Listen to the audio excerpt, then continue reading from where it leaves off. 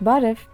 Անջատիչ, որը միացնում կամ անջատում է ոչ թե լամպի լույսը, այլ ուղեղի առանձին բջիջները, սեղմում ու միանում է անհրաժեշտ նեյրոնը։ Մեկ այլ սեղմում եւ խնդրահարույց ազդանշանը լռում է։ Սա ֆանտաստիկա չէ եւ ոչ էլ ապագայի սցենար։ Այս տեխնոլոգիան արդեն գոյություն ունի եւ կոչվում է օպտոգենետիկա։ Առաջին անգամ այն ստեղծվել է զուտ որպես լաբորատոր գործիք, բայց այսօր դրա մասին ավելի ու ավելի հաճախ է խոսվում բժշկության համատեքստում։ Օպտոգենետիկան աստիճանաբար դուրս է գալիս կենդանիների վրա փորձերի սահմաններից եւ մոտենում մարդկանց վրա կլինիկական փորձարկումներին։ Աշխատանքի սկզբունքը զարմանալիորեն պարզ է։ Ընտրված նյարդային բջիջների մեջ ներմուծվում են հատուկ լուսազգայուն սպիտակուցների գեները, այսպես կոչված օպսինները։ Այս սպիտակուցներն աշխատում են որպես մոլեկուլային անջատիչներ։ Լույսի ազդեցությամբ դրանք կամ բացում կամ փակում են նեյրոնի մեմբրանի իոնային կանալները։ Արդյունքում բջիջը սկսում է ակտիվ աշխատել կամ հակառակը լռում է։ Լույսն այս դեպքում դառնում է կառավարման վահանակ։ Ուղեցիր ճառագայթը, նեյրոնն ակտիվացավ, հեռացրիր, անջատվեց։ Հիմնական տարբերությունը դեղամիջոցներից այն է, որ ազդեցությունը տեղի ունենում ոչ թե ամբողջական ուղեղի վրա միանգամից,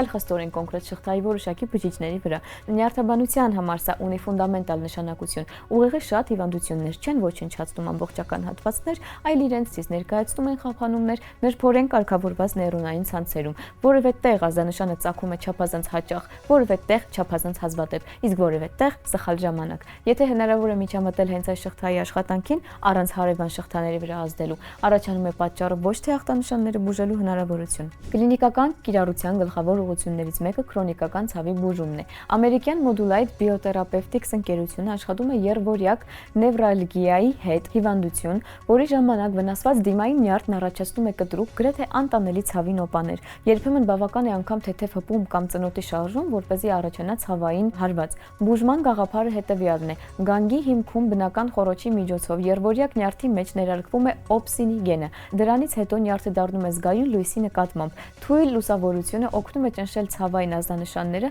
նախքան դրանք հասնեն ուղեղին, առանց նյարդը վնասելու, առանց ուժեղ դեղամիջոցների եւ առանց ընդհանուր անզգայացման։ Մարդկանց վրա առաջին կլինիկական փորձարկումները ակնկալվում են մոտ 2 տարվա ընթացքում։ Կենդանիների վրա փորձերում այդպիսի մոտեցումներն արդեն աշխատում են։ Գիտնականներին հաջողվել է ընտրովի կերպով անջատել ցավային ուղիները առանց շոշափելիքի զգայունության կամ շարժման վրա ազդելու։ Կենդանին դադարել է արձագանքել ցավին, բայց շարունակել է նորմալ կողմնորոշվել եւ շարժվել։ Մեկ այլ կարևոր ուղղություն է տեսողության վերականգնումը։ Կուրության որոշ ձևերի դեպքում մահանում են ցանցաթաղանթի ֆոտոռեցեպտորները, սակայն ազդանշաններն ուղեղ փոխանցող նյարդային բջիջները կենդանի են մնում։ Այդ բջիջների մեջ օպսիններ ներարկելու դեպքում դրանք սկսում են արձագանքել լույսին անմիջականորեն։ Այսպես ցանցաթաղանթը մասնակիորեն երկրորդ կյանք է ստանում, ու այս ուղղությամբ հետազոտությունները արդեն հասել են մարդկանց վրա վաղ փորձարկումների։ Սակայն կլինիկական պրակտիկա հասնելու ճանապարհն առայժմ բարդ է։ Հիմնական խնդիրներից մեկը գեների առաքումն է։ Անհրաժեշտ է ներարկել դրանք ճիշտ անհրաժեշտ բջիջների մեջ, առանց իմունային ռեակցիա առաջացնելու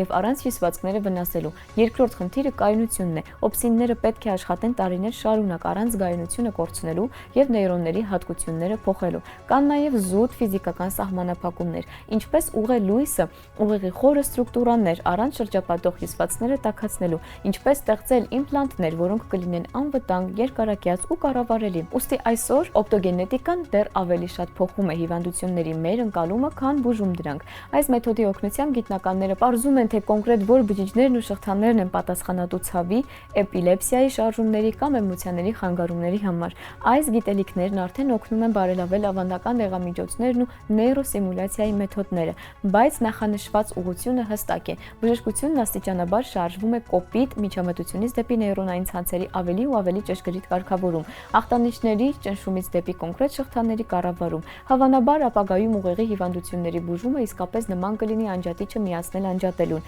Միայն մենք միացնելու եւ անջատելու ենք ոչ թե լույսը, այլ առանձին նեյրոնները։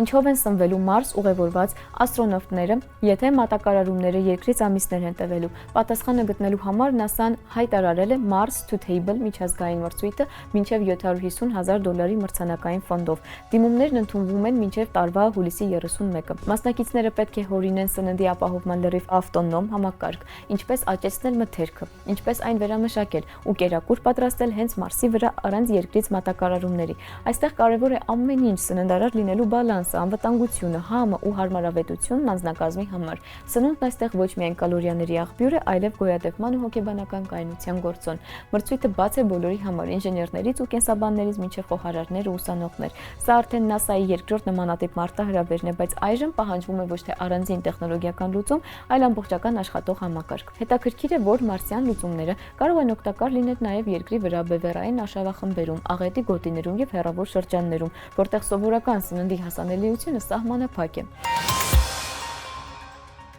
Իսկ հիմա գիտական անեկդոտ։ Երբ դուք մի գուլպան հագնում եք ձախ ոտքին, մյուսն ավտոմատ կերպով դառնում է աջ ոտքի գուլպա։ Ընդ որում դա տեղի է ունենում ակնթարթորեն անկախ գուլպաների միջև հեռավորությունից։ Հենց սա էլ քվանտային խճճվածության էությունն է։ Իսկ այսօրվա համար այսքանը, կհանդիպենք։